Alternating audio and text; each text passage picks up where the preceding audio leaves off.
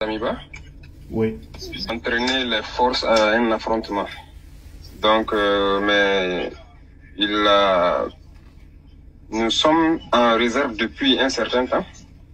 Voilà, donc nous avons eu des hélicoptères qui nous ont survolés qu'on n'a pas engagés, bien que nous avons la capacité de le faire.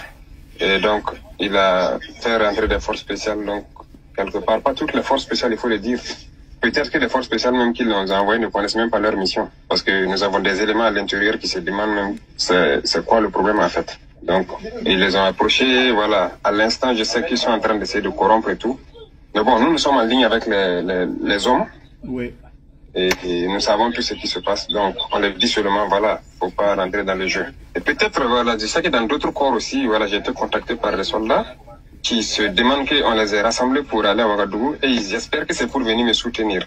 Mais là où je suis au courant, je dis oui, je suis au courant que votre chef de corps va me soutenir. Mais là où je suis pas au courant, ils sont pas capables de dire aux hommes que c'est pour venir contre moi. Donc, quand je dis ça aux hommes, ils disent non, ils vont pas embarquer derrière ce gars. À l'heure actuelle, qui sont les hommes qui sont déployés ce samedi après-midi dans les rues de Ouagadougou vers la télévision nationale à Ouaga 2000 à Babassi? Les hommes qui sont déployés partout à la télévision à Babassi, et vers Babassi, ce sont mes hommes. C'est eux qui contrôlent la ville. C'est nous qui tenons la télévision, voilà, vers le rond-point des Martyrs et tout. Et les hélicos qui sont dans l'air? Ça, c'est la base aérienne. Donc, parce que le commandant de l'escadron d'hélicoptères, donc voilà, j'ai essayé même de communiquer avec lui quand j'ai vu décoller les hélicos pour comprendre la logique, mais il n'a pas décroché. Mais j'ai décidé de m'abstenir d'abattre un hélicoptère parce que ça doit nous servir à faire le reste du combat. Ouais. Ce n'est pas le moment de passer à cette escalade. Alors, il y a beaucoup qui sont inquiets et qui disent que des forces burkinabées vont se rentrer dedans. Quel appel vous avez à lancer? Ce que je peux dire, c'est que le combat que nous menons, ce n'est pas une question de pouvoir. Et quand nous venions, ce n'est pas une question de blesser ou encore moins tuer quelqu'un. Si nous voulions, à 5 minutes de combat, nous avions pris, et peut-être qu'il serait mort, le président. Mais loin de nous, l'idée d'imaginer cette catastrophe. Donc voilà pourquoi nous n'avons pas engagé de force pour attenter à la vie de quelqu'un. Et dans la même logique, nous n'étions pas dans une logique de même le nuire parce qu'on n'a aucun problème personnel avec lui.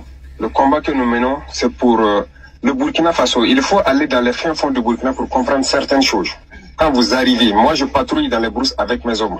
La logistique minimum que nous cherchons ne suit pas. Et quand vous arrivez encore trouver vos populations meurtries, vous imaginez que vous arrivez dans des villages et toutes les feuilles des arbres ont disparu parce que les hommes mangent les feuilles. Les herbes sont mangées. On propose des solutions qui pourraient nous permettre de produire et de protéger ces gens-là. On ne nous écoute pas. On a tellement proposé de solutions et j'ai compris que finalement on fait de la politique au lieu de faire ce que nous devons, c'est pourquoi nous sommes venus. Parce que n'oubliez pas que moi je suis acteur majoritaire de ces événements du 23 et 24 janvier. Alors les gens se demandent quel genre de transition vous allez mettre en place. Est-ce que ce sera une transition militaire ou civile? Ah non, pas militaire, pas forcément militaire. Quand on dit une transition militaire, c'est trop dit. Le communiqué d'hier est assez clair. En attendant des assises qui vont choisir un président. Nous ne sommes pas là pour du pouvoir. Et comme je l'ai dit, je suis dans mon gilet, dans mon casque.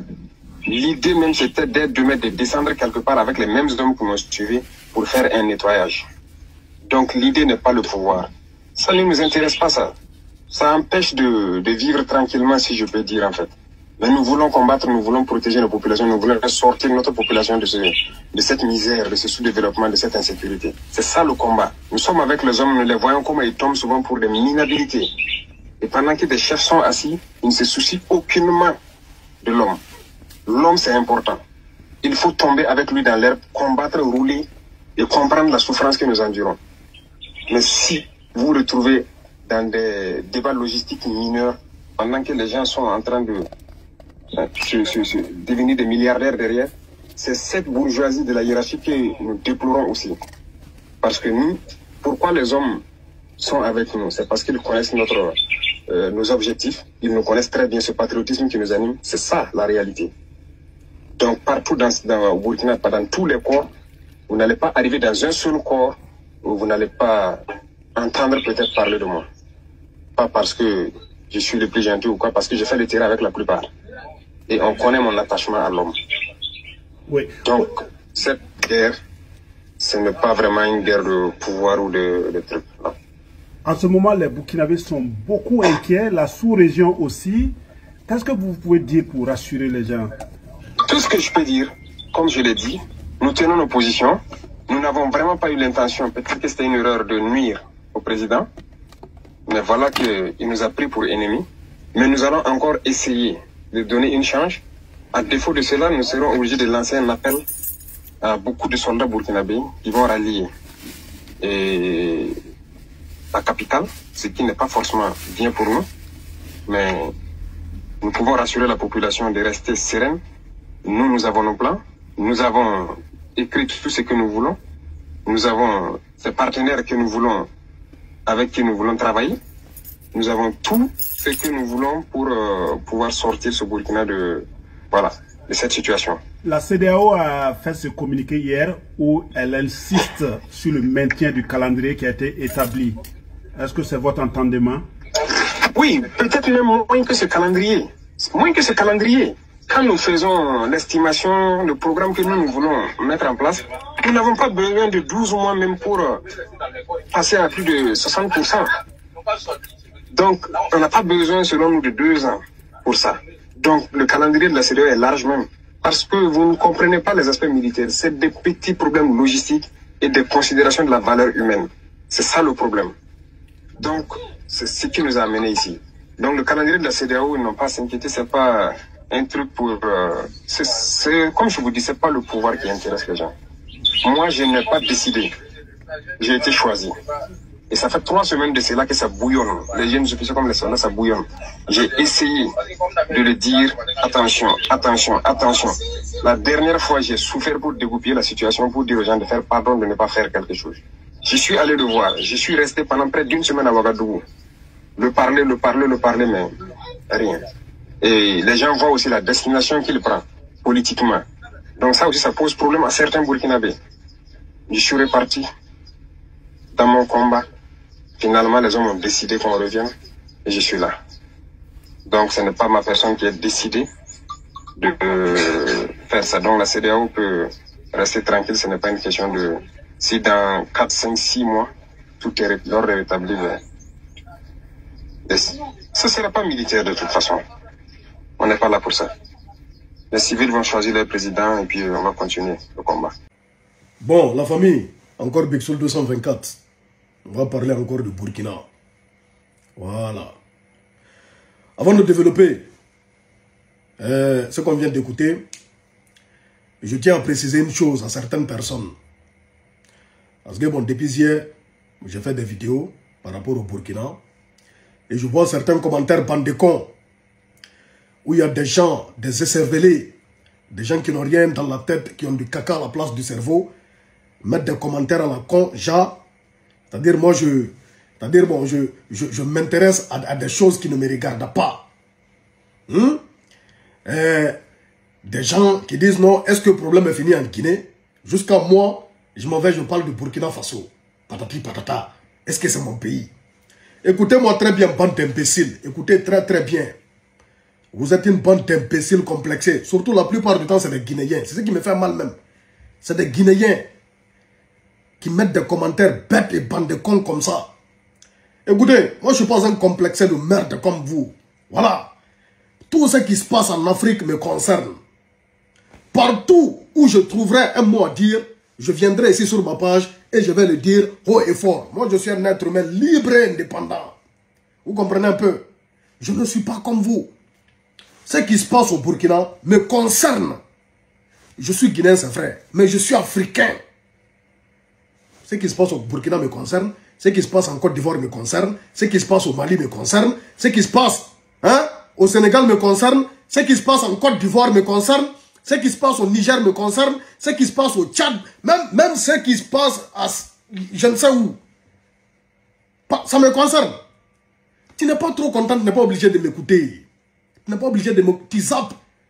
Je t'ai pas envoyé un texto ou bien je t'ai pas envoyé un courrier pour t'inviter à venir me regarder. Tu n'es pas obligé de me regarder.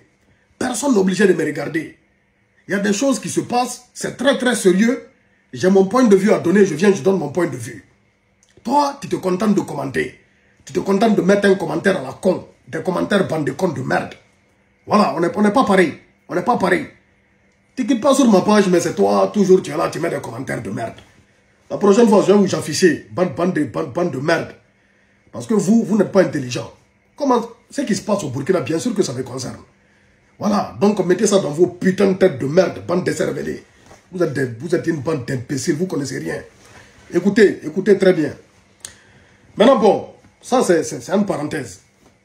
On a écouté le capitaine Ibrahim Traoré. C'est le nouvel homme fort du Burkina Faso. Voilà, c'est eux qui ont pris le pouvoir. On l'a écouté, il a expliqué la situation actuelle du Burkina. On voit que vraiment, ce n'est pas stable pour le moment. Ce n'est pas stable pour le moment, c'est très très dommage. On espère qu'ils vont éviter le pire au Burkina. C'est-à-dire, il y a assez de problèmes, il y a assez de problèmes. On espère que l'armée burkinabé ne va pas rentrer ici dans un affrontement qui fera qu'empirer les choses, en fait. On voit là, à travers bon, ses explications, à travers son communiqué, le communiqué du commandant Ibrahim Traoré, du capitaine Ibrahim Traoré, pardon, que vraiment, le colonel Damiba ne veut pas laisser la chose. Il ne veut pas lâcher l'affaire. Il veut coûte que coûte reprendre le pouvoir au Burkina. Et voilà, il a dit ici qu'il y a des éléments de l'armée burkinabé, en tout cas, qui veulent se lever contre ceux qui ont renversé le colonel Damiba. Et si c'est le cas, il y aura forcément un affrontement. C'est ce qu'on a entendu dire ça ici. Et il a dit aussi qu'ils ne sont pas là pour s'éterniser au pouvoir. Mais bon, tous les militaires le disaient à la base. Ça, il faut qu'on voie pour croire. Il faut qu'on voie pour croire. Voilà, tous les militaires qui arrivent, ils disent non, c'est pas pour s'éterniser au pouvoir, c'est pour venir régler, hein, faire un nettoyage et partir. On espère que ça va se passer ainsi au Burkina Faso. Et on espère qu'ils vont éviter le pire et qu'il n'y aura pas affrontement entre les militaires burkinabés. Voilà, ça fera qu'empirer les choses. Ça fera qu'empirer les choses. C'est dommage au fait. C'est très très dommage. Il a expliqué un peu en quelque sorte qu'est-ce qui les a poussés à faire ce renversement, à faire cet autre coup d'État. Ce sont les conditions, non seulement les conditions de vie des populations burkinabées, surtout à l'intérieur du pays, des gens qui souffrent, qui mangent des feuilles, des êtres humains qui mangent des feuilles. Non, si c'est grave alors, c'est grave. C'est grave. Les attentats par-ci, les attentats par-là. Et surtout, il a dit la politique du colonel Damiba. Voilà, qui reste la même que le président Kaboré, qui a été renversé par Damiba lui-même. Il dit c'est tout ça là qui les a poussés à prendre le pouvoir. Et il a rassuré les gens, mais on ne sait pas ce qui va se passer. En tout cas, ce n'est pas pilier. On espère de tout cœur que le pire ne va pas arriver du côté de Burkina. Parce que bon, si les militaires burkinabés eux-mêmes s'affrontent entre eux, vraiment là, ça sera autre chose. Ça sera autre chose quoi. On espère que cela ne va pas arriver et que le colonel Damiba, bon, il va comprendre que la chose n'est plus dans sa main. Et après, voilà, tranquille quoi. Et ne pas écouter en tout cas les forces externes. Voilà, les forces externes. Et il a rassuré aussi la CEDEAO concernant le chronogramme. Eux, ils sont là, ils ont envie d'organiser les élections. Il n'est même pas officiellement le président de Burkina. Ils vont mettre un comité en place qui va désigner un président, soit civil ou militaire et tout. Mais on sait que bon, ça sera lui, ça sera lui. Déjà, s'il est le président, il est le chef de la junte, ça veut dire que c'est celui qui sera désigné pour conduire la transition, quoi. Et tout. Donc, moi ici, tout ce que je vais dire, c'est, voilà, force et courage, c'est-à-dire au peuple burkinabé qui subit tout ça. C'est dommage pour l'Afrique. Dommage. Très, très dommage, au fait. Ouais. C'est triste. Très, très triste. Ouais.